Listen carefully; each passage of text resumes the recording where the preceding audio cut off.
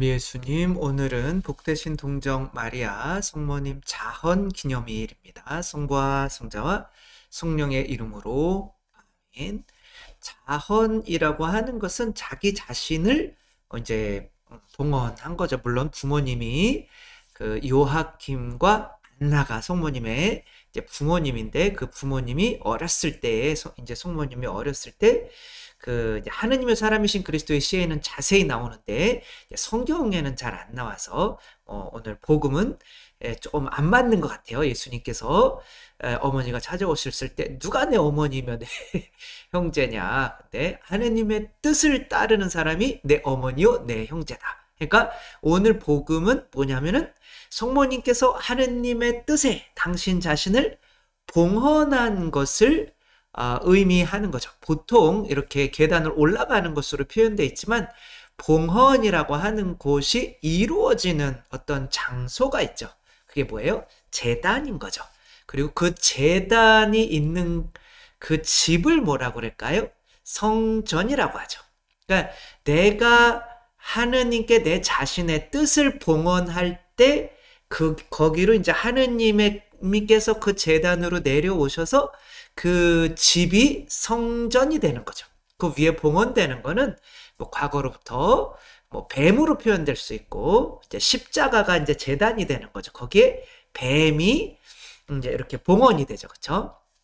그게 이제 예수님께서 십자가의 제단 위에 당신을 이제 봉헌하시는 것과 마찬가지, 그렇게 이제 성령님께서 이 세상에 오시게 하시는 건데, 마찬가지로 성모님도 당신 안에 사실은 제단이 있는 거고, 왜냐면 그 자신의 뜻은 내 안에 있는 거니까 그 뜻을 봉헌하는 제단 위에 이제 무엇이 이렇게 오시느냐면 성령께서 오시는 거죠.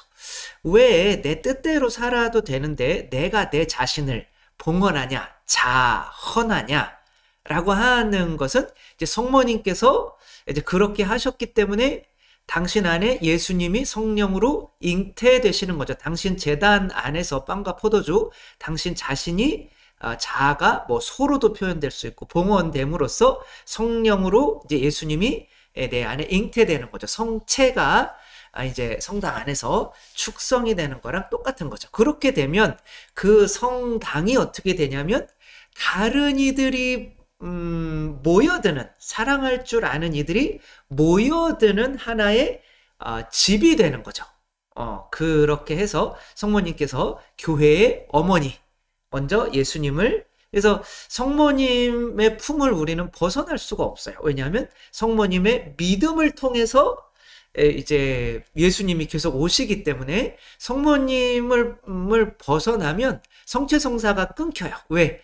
인간의 힘으로 마르틴 루터처럼 우리가 어떻게 이 빵과 포도주를 예수님의 살과 피로 변화시키냐, 우린 그런 믿음이 없다. 촛불 하나도 믿음으로 못 끄는데 우리는 못 꺼요. 그러나 예수 성모님의 믿음이 있잖아요. 그렇죠? 카나의 혼인잔치 때 성모님께서, 예수님께서 기적을 한 번도 하시지 않는 걸 보시면서도 물을 포도주로 변화시킬 수 있는 것을 믿었어요.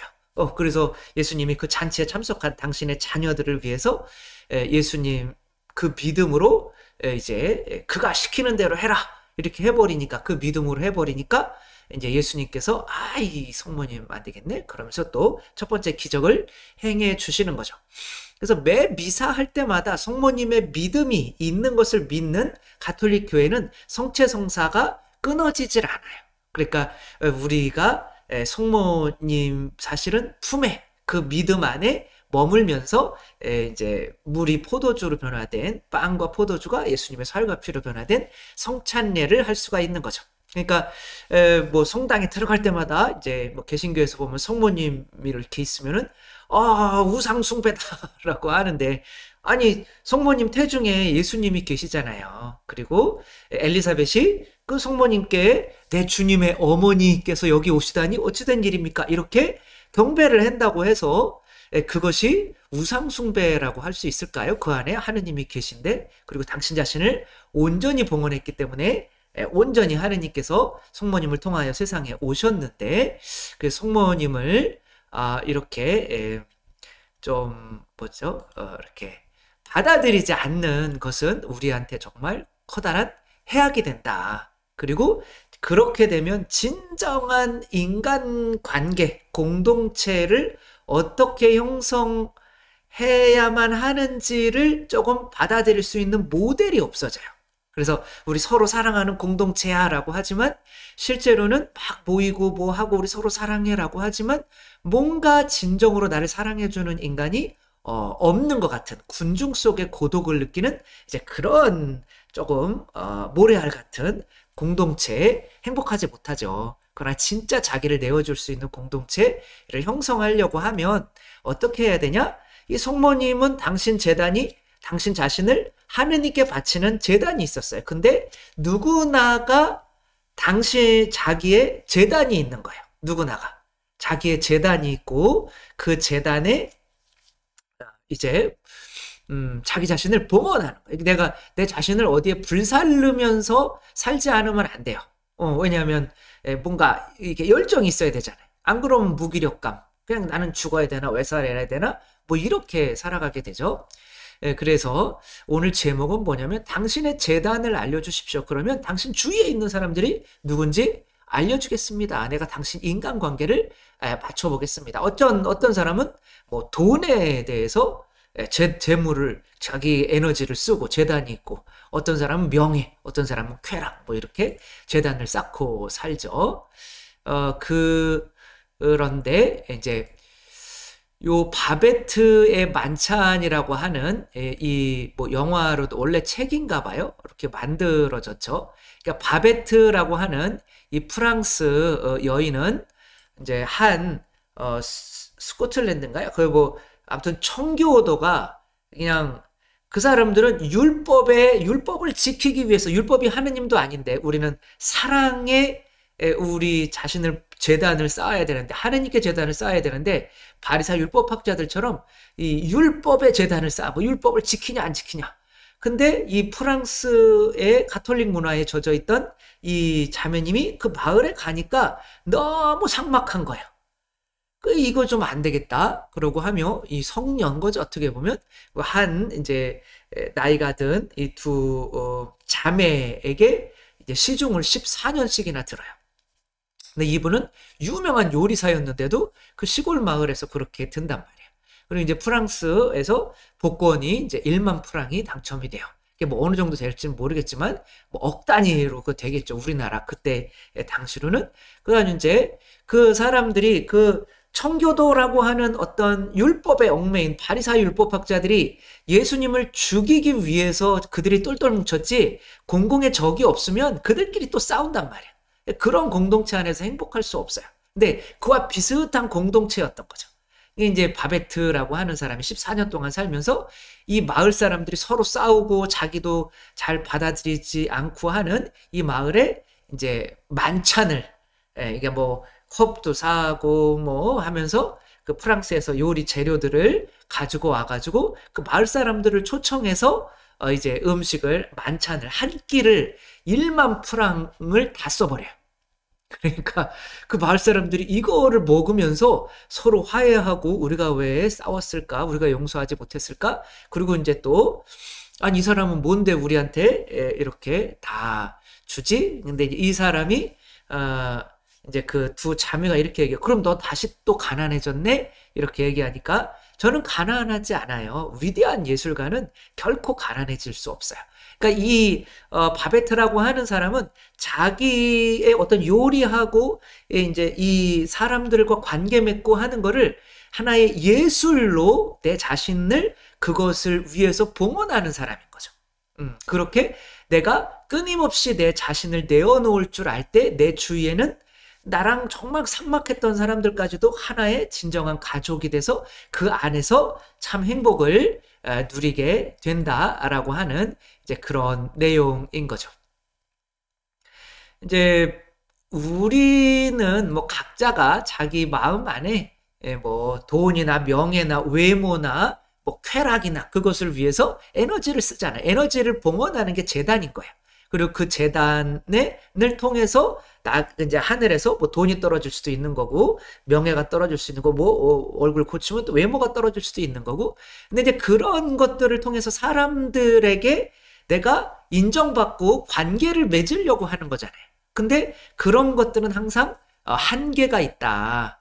마르지 않는 셈. 그것은 하느님밖에 없는 거죠. 그래서 성모님께서 어렸을 때 사실 하느님의 사람이신 그리스도의 시에 보면 3살 때 당신 자신을 봉헌하시거든요.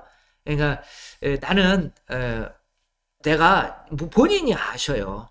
자신을 하느님께 봉헌할 존재이기 때문에 어른들이 만지려고 그래도 돈터치 만지지 마세요. 나는 하느님께 봉헌된 사람이니까 좀 때가 묻어가지고 하느님께 가기가 싫어요. 뭐 이렇게 말씀을 하시는데 믿거나 말거나죠. 아무튼 뭐 그렇게 봉헌을 하셨기 때문에 엘리사벳을 뭐 예수님 잉태하셔가지고 엘리사벳을 방문할 때도 와, 이 성령님께서 인사말 소리를 들을 때 내 태중에 아기도 뛰놀고 막 좀 제발 나한테 떠나지 말아주세요. 뭐 이런 존재가 되는 거죠. 그러나 아낌없이 주는 나무도 마찬가지. 아낌없이 주는 나무 좋아요. 좋은데 그 나무가 뭐 가지도 열매도 다 뭐 배 만드느냐고 몸뚱아리도 잘라가고 뭐 그루터기에 앉아가 나이가 들어가 쉬고 그러는데 더 이상 줄 게 없으면 이 소녀는 이 나무를 찾아오지 않아요. 메마른 샘이 없는 메마른 땅에는 동물이 모여들지 않아요. 인생에 있어서 모든 행복은 관계에서 오는데 관계라고 하는 거는 내가 뭔가 줄 수가 있어야 돼요.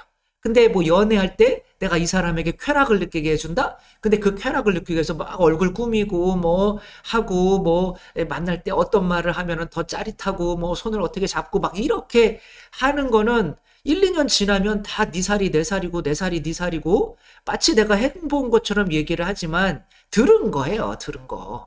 경험이 아니라. 아무튼 그렇게 하니까 그런 것으로는 이 사람을 잡아둘 수가 없는 거예요.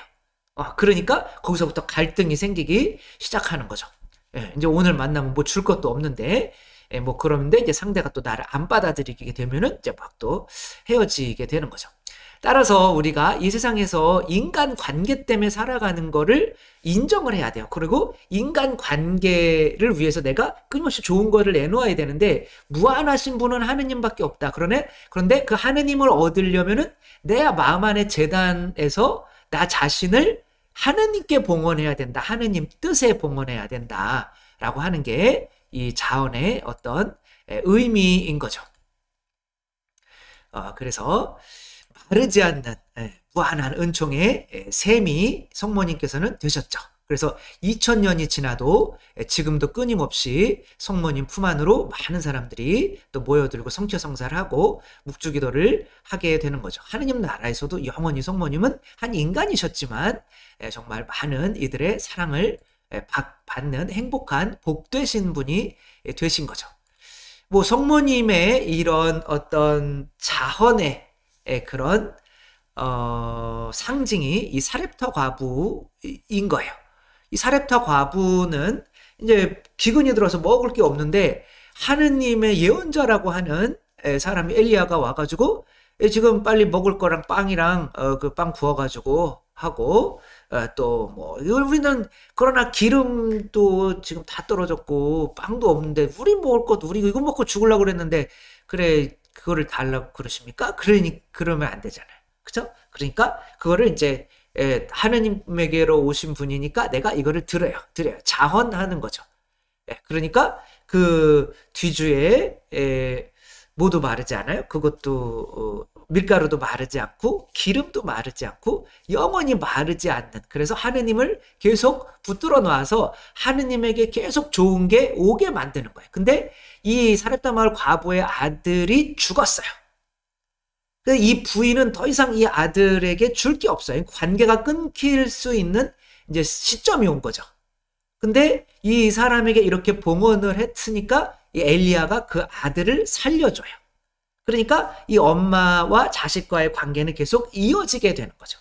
그래서 성모님께서 당신 자신을 봉헌한 거는 하느님과의 관계뿐만이 아니라 당신이 낳아주실 우리 교회와의 관계를 위해서도 우리가 우리 자신을 우리 제단 위에 내 자신의 뜻을 이렇게 봉헌해야만 이제 그렇게 할 수 있다는 것을 보여주시는 거죠.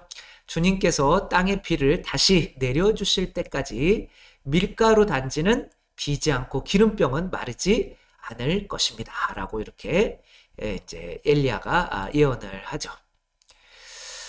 네, 지금 나의 재단이 과연 나는 어디다 에너지를 쏟아서 그 에너지에서 오는 그 열매를 통해서 내가 누군가와 관계를 맺을 건데, 내가 에너지를 쏟는 게, 내 뜻을 쏟는 게 과연 뭔지. 돈 많을 때 사람 많이 모여요. 모이기는 하지만 그 돈이 정말 계속, 그리고 그 돈 때문에 모이는 사람이 진짜 나를 사랑하는 사람일까요? 행복할 수가 없는 거죠. 우리 자신도 우리 자신을 하느님의 뜻에 봉헌하는 이런 마르지 않는 성령의 샘이 이렇게 될 수가 있어야 되는 거죠. 뭐 저도 나름대로 이런 걸 생각하면서 제가 그래도 줄 수 있는, 어떤 분들이 신부님은 어떻게 마르지 않는 샘 같아요. 어떻게 그렇게 강론이 계속 그렇게 새로운 게 이렇게 나와요. 제 입장에서는 계속 그 얘기가 그 얘기예요. 물론 여러분도 느끼는 분도 계시겠지만. 그리고 사실 예수님 이야기도 사실 그 얘기가 그 얘기예요. 근데 그런 거지만 계속 나오는 거죠. 마르지 않게. 그럼 이것을 좋아하시는 여러분들이 저와 이렇게 함께 있는 거고, 여러분들이 감사합니다. 잘 들었습니다. 또 이제 실제로 오프라인에서 또 만나서 이렇게 할 때는 너무 행복한 거죠. 그렇게 우리가 이웃에게 줄 수 있는 거는 정말 하느님 자신, 가장 귀중한 거죠. 그것을 주려면 내가 끊임없이 그것을 받아들이기 위해서 저야 3시간씩 성체조배 하면서 들으려고 노력을 하지만 그런 노력이 반드시 있어야 된다는 것이죠. 우리 복되신 동정 마리아 자헌 기념일, 성모님만 당신 자신을 하느님께 바치셨다고 좋아할 게 아니라 우리 자신은 성모님으로부터 어떤 것을 본받아야 할 것인지, 모든 관계는 이제 모든 행복은 관계에서 온다. 그 관계는 내가 내놓을 것이 있어야 되는데, 그 내놓을 것을 받으려면 내가 그 재단 위에, 내가 만든 재단 위에 내가 뭔가 그 받으려고 하는 거를 위해서 내 자신을 희생해야 된다. 기회비용인 거죠. 그게 봉헌을 해야 되는데, 그러나 마르지 않는 샘은 하느님밖에 없고, 그 사랑을, 하느님 자신을, 은총과 진리를 내어줄 수 있는 사람이 되어야만 내 주위에 참다운 사랑할 수 있는 사람들이 모여서 정말 행복한 공동체를 이룰 수가 있다. 우리 모두 행복으로 나아가기 위해서 내 마음 안에 재단, 다른 거 다 헐어버리고 하느님 뜻에만 내 자신을 봉헌할 수 있는 우리 모두가 되었으면 좋겠습니다. 네, 잠시 기도하도록 하겠습니다. 사랑이신 하느님, 당신은 성모 마리아의 자헌을 받아들이셨습니다. 그리고 예수 그리스도의 자헌도 받아들이셨습니다. 그분들은 제 뜻이 아니라 아버지 뜻대로 하소서라고 하며 당신 제단 위에 당신 뜻을 봉헌하시고 당신 자신을 봉헌하셔서 아버지께로부터 오는 은총과 진리의 성령을 우리에게 내어주시는 분들이 되셨고, 그렇게 당신 제자들이 만들어지고 그렇게 사랑의 공동체인 교회가 형성되고 그 안에서 당신들은 행복을 누리고 계십니다. 이 행복을 저희도 같이 누릴 수 있도록 저희도 저희 재단을 주님께 쌓고 항상 은총과 진리 성령님을 받는, 그래서 전해주는 은총의 통로로 살아가며 우리 주위에 또 서로 사랑하는 많은 새로운 가족들이 생겨 참 행복을 이루며 이 세상에서부터 하느님 나라를 누리며 사는 저희들이 될 수 있도록 축복해 주소서. 우리 주 그리스도를 통하여 비나이다. 아멘. 주님께서 여러분과 함께 전능하신 천주 성부와 성자와 성령께서는 여기 모인 모든 이에게 강복하시어 길이 머물게 하소서.